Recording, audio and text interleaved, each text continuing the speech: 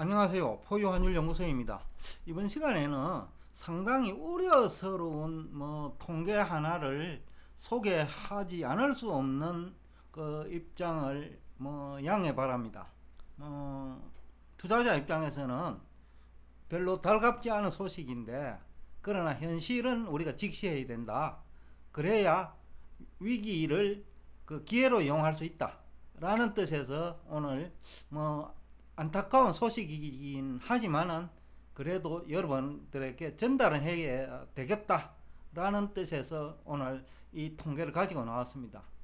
여러분들도 아실 것이다마는 지금 3개월 연속 무역수지 적자가 났는데, 이게 2008년 그 외화 유동성 위기 이후 14년 만에 이제 발생한 사태거든요.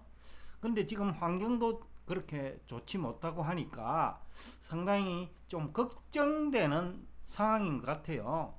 그래서 정부 차원에서도 거의 비상사태에 들어간 것 같은데, 그렇다고 이것이 해결될 수 있는 성질은 아니다.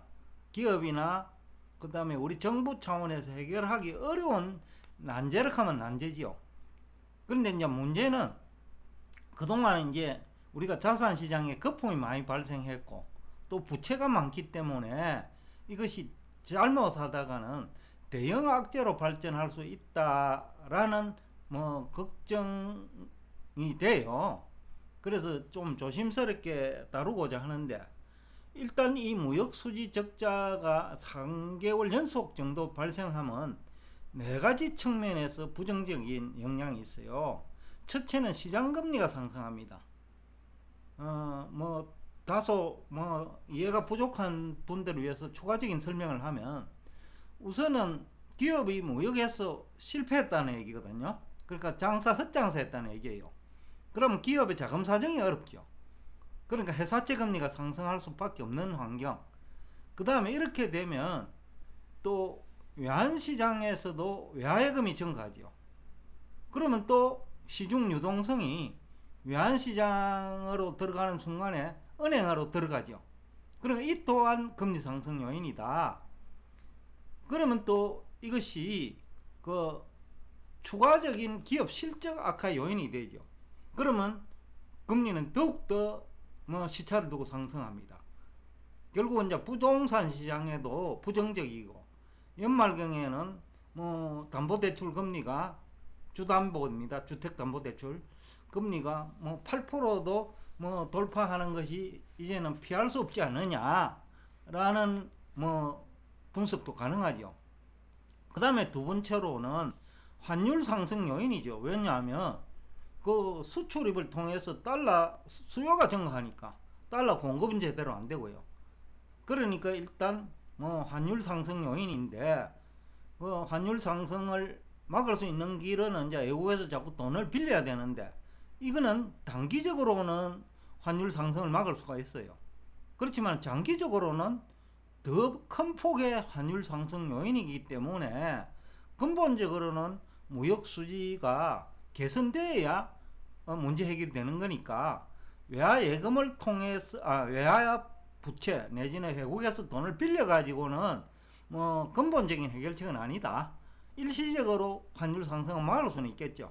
그러니까 1300원 400원 500원 가는 거는 단기적으로 막을 수 있겠지만, 그러나 환율이 하락하는 것을 하락할 수는 없다라는 거죠. 그러니까 상당기간 환율 하락은 어렵다라는 겁니다. 왜냐하면 장기채를 빌리더라도 시간이 지나면 단기채가 되니까요. 그 다음에 또 하나는, 이렇게 되면 이제 기업 영업 실적이 악화되잖아요. 또 가계 실질 소득도 감소하죠. 그러니까 이것이 향후 GDP 성장에도 부정적 영향을 주죠.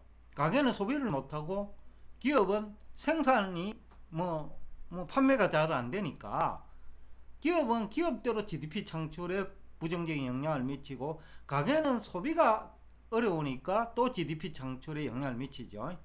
그러니까 수출시장, 내수시장에서 GDP 창출이 어렵고, 가게는 가게대로 소비를 하기 어려우니까 GDP 창출에 부정적이고, 그러니까 결국은 이것이 또 금융회사, 또 재무구조 악화 요인이 되고요.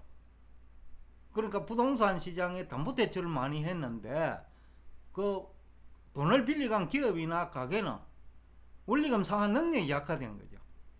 그러니까 이제 바로 이런 복합적인 이유 때문에 환율은 환율대로 상승하고 달러당 1,300원까지는 상승하지 않을 줄 알았는데 그래도 뭐 이런 3개월 연속 적자가 되다 보니 1,300원 돌파는 뭐 통계를 보면 너무나 자연스러운 현상 아니냐 라는 얘기가 되겠고, 6월 한국 증시가 다른 나라 증시보다 낙폭이 큰 또 원인 중에 하나였던 것 같다.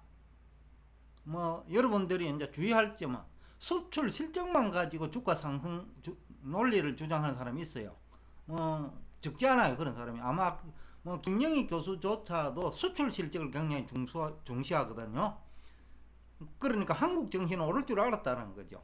수출 실적을 가지고 얘기했다는 거는 한국 증시는 괜찮을 거로 봐한 거죠. 그런데 영업 실적이 안 좋아지니까 한국 증시는 가장 그 하락폭이 큰 거죠. 그러니까 그런 주장이 현혹되지는 말아야 된다. 그 다음에 환율이 안정될 것이라는 그런 논리는 설득력이 없다라는 거죠. 김영희 교수 주장이 한 10개 되는데 그 중에 한 개 맞은 거는 미국 증시가 나쁠 거다 하는 거 하나만 맞았어요. 다른 거는 다 근가격 상승이나 그 다음에 한국 증시 수출 기업 실적이 좋아지니까, 그러니까 일평균 수출 실적이 좋아지니까 한국 증시 주가 상승한 논리도 안 맞고요. 그 다음에 환율이 안정될 것이라는 논리도 안 맞았고요. 그 다음에 뭐 다른 뭐 금값이 또 뭐 상승할까는 논리도 안 맞았죠. 그러니까 한 개가 맞은 거예요. 소 뒷발치다가 뒷걸음치다가 쥐 한 마리 잡은 꼴이죠. 그런 측면에서 그런 분들의 얘기를 그냥 가려가면서 우리가 수용할 수 있는 그 정도의 이제 실력은 돼야 된다. 본인이 알지는 못하더라도 여러 사람의 얘기를 들으면 그 판단은 할 수 있어야 된다라는 얘기를 하고 싶습니다. 그 다음에 이제 무역수지 적자 원인은 뭐 두 가지예요. 첫째는 원자재 가격 상승, 둘째는 수출 시장 환경 악화예요. 원자재 가격이 상승하면 원자재 가격 상승분을 그 수출 시장에서 증가시킬 수 있어야 되는데 지금 그런 환경이 아니라는 거죠. 중국은 중국대로 어렵고 또 러시아는 서방의 제재 때문에도 뭐 또 수출이 제한돼 있고 또 중국 경제가 어려면 중국 경제 의존도가 높은 동남아 국가들 그리고 유럽 국가에 대한 수출도 어렵거든요. 그러니까 수출 시장 환경은 정부가 비상체제 들어간다 해가지고 해결될 성질도 아니다. 원자재 가격은 좀 뭐 어느 정도 가격이 하락할 수 있어요. 그런데 수출 시장 환경은 상당 기간 나쁠 거다. 그러니까 무역수지 적자는 뭐 좀 지속될 가능성이 있다. 이게 이제 상당히 우려스러운 이제 통계라는 거 얘기한 이유예요. 그래서 대응 전략은 결국 뭐 간단해요. 포유환율연구소가 그동안에 얘기한 그대로예요. 한국 주식과 채권, 부동산 모두 위험관리가 필요하다. 그러니까 아직까지는 주식 투자할 때 아니고 채권 투자할 때도 아니고요. 부동산 투자할 때도 아니다. 오히려 위험을 관리해야 될 때다. 그래야 위기를 기회로 활용할 수 있다. 라는 얘기를 하면서 오늘 여러분과 대화를 여기서 끝내겠습니다.